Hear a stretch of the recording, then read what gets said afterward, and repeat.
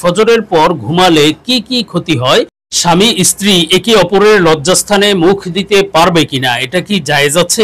মেয়েরা রাতে চুল ছেড়ে ঘুমালে কি ক্ষতি হয়? স্বামীর কি ক্ষতি হবে?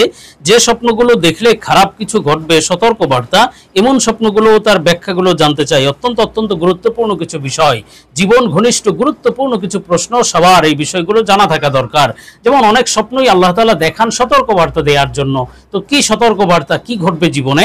তেমনি ভাবে মেয়েরা রাতে চুল ছেড়ে ঘুমালে কি ক্ষতি হবে এবং স্বামীর কি ক্ষতি হবে, আবার ফজরের পর ঘুমালে কি কি ক্ষতি হয়, অনেক ক্ষতি আছে, তো সেগুলো কি কি, এবং স্বামী স্ত্রী একে অপরের লজ্জাস্থানে মুখ দেওয়া জায়েজ কিনা, এই বিষয়গুলো নিয়ে বিস্তারিত আলোচনা করবে ইনশাআল্লাহ। সুতরাং মনোযোগ সহ ভিডিওটি শেষ পর্যন্ত দেখুন, অন্যথায় কোনো বিষয়ে ভুল বোঝার সম্ভাবনা থাকে। আর সরাসরি কোনো প্রশ্ন করতে বা লিখিত কোনো বিষয়ে সমাধান নিতে ফতোয়া বিভাগে স্ক্রিনে দেওয়া নাম্বারে ইমো অথবা হোয়াটসঅ্যাপে যোগাযোগ করবেন। আর ভিডিওটি যাতে ইউটিউব অন্যদের কাছেও পৌঁছে দিতে বাধ্য হয়, এজন্য ভিডিওতে একটি লাইক দিয়ে চ্যানেলটি সাবস্ক্রাইব করে দিবেন এবং পারলে ভিডিওটি শেয়ার করে দিবেন। তো আমরা সরাসরি প্রশ্নের জবাবে চলে যাই। প্রশ্ন ছিল, শেখ, মেয়েরা রাতে চুল ছেড়ে ঘুমালে কি ক্ষতি হয়, স্বামীর কি ক্ষতি হবে? দেখুন, মেয়েরা রাতে চুল ছেড়ে ঘুমালে বিশেষ ক্ষতি হবে, অমঙ্গল হবে, সংসারে আয় রোজগার কমে যাবে, বিপদ আপদ আসবে, এই ধরনের অনেক কথা প্রচলিত আছে। তবে এই কথাগুলো আসলে ভিত্তিহীন, কোরআন হাদিস নির্ভর কথা নয়। আবার স্বামীর হায়াত কমে যাবে এমন কথাও আছে, তবে এই কথাগুলো নির্ভরযোগ্য নয়। বরং কোনো মহিলা যদি স্বাচ্ছন্দ্য বোধ করে চুল ছেড়ে ঘুমাতে পারে, কোনো ক্ষতি নেই, কোনো অমঙ্গলের বিষয় নেই। তো আমরা পরবর্তী প্রশ্নের জবাবে চলে যাই। প্রশ্ন ছিল, যে স্বপ্নগুলো দেখলে খারাপ কিছু ঘটবে সতর্ক বার্তা, এমন স্বপ্নগুলো তার ব্যাখ্যাগুলো জানতে চাই।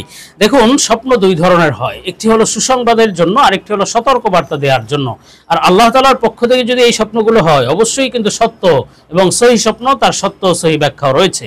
তো প্রশ্নের ভিত্তিতে সতর্ক বার্তা এবং খারাপ কিছু ঘটার আলামত কিছু স্বপ্ন সম্পর্কে আলোচনা করছি নির্ভরযোগ্য স্বপ্নের ব্যাখ্যার কিতাব আল্লামা ইমাম মুহাম্মদ ইবনে সিরিন রহমাতুল্লাহ আলাইহির তাবিরুর রুইয়া কিতাব থেকে। তো হযরত মুহাম্মদ ইবনে সিরিন রহমাতুল্লাহ আলাইহি বলেছেন, স্বপ্নে যদি কোনো ব্যক্তি ঘরে কাক আসতে দেখে অথবা ঘুঘু পাখি আসতে দেখে, এই দুই পাখির যে কোনো এক পাখি ঘরে আসতে দেখলে বুঝতে হবে আপনার ঘরে চুরি হওয়ার সম্ভাবনা আছে।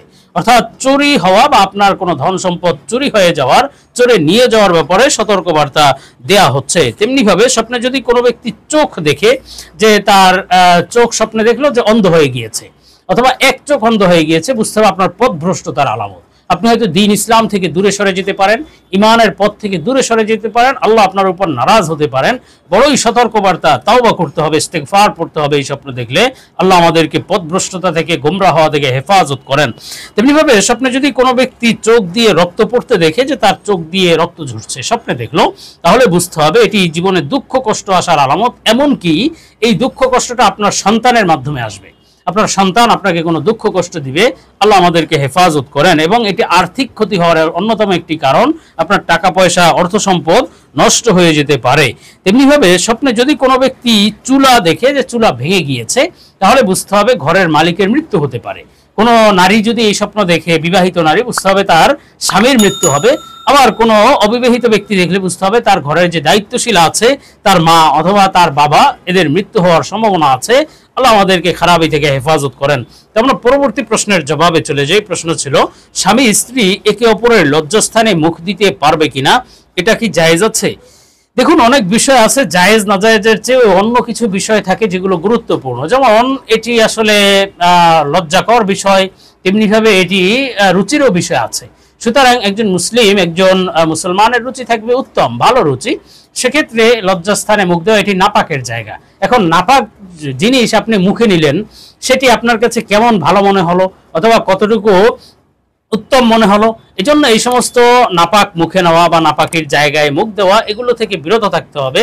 বর্তমানে পশ্চিমা বিভিন্ন সংস্কৃতি, নীল ছবি ইত্যাদির মাধ্যমে মানুষ এই বিষয়ে অভ্যস্ত হয়ে পড়েছে এবং এই প্রশ্ন আমাদের কাছে খুব আসছে, এই কাজগুলো করা যাবে কিনা। দেখুন, এই কাজগুলো আপনি নাপাক তো মুখে নেওয়া তো জায়েজ নেই, তেমনি ভাবে এই সমস্ত কাজে অভ্যস্ত হয়ে থাকা বা নিয়মতান্ত্রিক এমন করা, এগুলো থেকেও বিরত থাকা উচিত। আমরা পরবর্তী প্রশ্নের জবাবে চলে যাই। প্রশ্ন ছিল, ফজরের পর ঘুমালে কি কি ক্ষতি হয়? দেখুন, ফজরের পর ঘুমালে দুই ধরনের ক্ষতি আছে। একটি হলো ইসলামিক দৃষ্টিকোণ থেকে ক্ষতি, আরেকটি হলো শারীরিক দৃষ্টিকোণ বা বৈজ্ঞানিক দৃষ্টিকোণ থেকে ক্ষতি।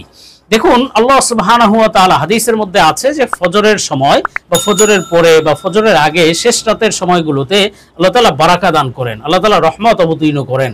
এখন কোনো ব্যক্তি যদি ফজরের পর ঘুমায়, অনেকে আছে ফজরের নামাজ পড়ে না এবং ফজরের পর পর্যন্ত 8টা 9টা পর্যন্ত ঘুমায়, বড়ই বিবরকতির কারণ, আল্লাহ তাআলার রহমত থেকে বঞ্চিত হওয়ার কারণ। আল্লাহ আমাদেরকে এই সমস্ত বদভ্যাস থেকে হেফাজত করেন। আসলে ফজরের পর ঘুমানো ঠিক নয়, যদিও হারাম নয় একেবারে, যে কেউ যদি ফজরের নামাজ পড়ে ঘুমায় তাহলে হারাম হবে না, কিন্তু এটা বেবরকতির কারণ, আল্লাহ তাআলার রহমত থেকে, রিজিক থেকে বঞ্চিত হওয়ার কারণ।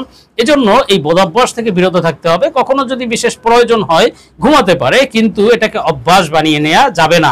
আবার এটা শারীরিকভাবেও ক্ষতির কারণ, কেননা বিজ্ঞানীরা এই ব্যাপারে বলেছেন যে এটা অলসতা সৃষ্টি হওয়ার কারণ। অর্থাৎ আপনার শরীরের মধ্যে একটা অলসতা আসতে পারে ফজরের পর ঘুমালে, এবং সেটার প্রভাব সারাদিন কাজেও পড়তে পারে। এজন্য এই অভ্যাস না করাই ভালো।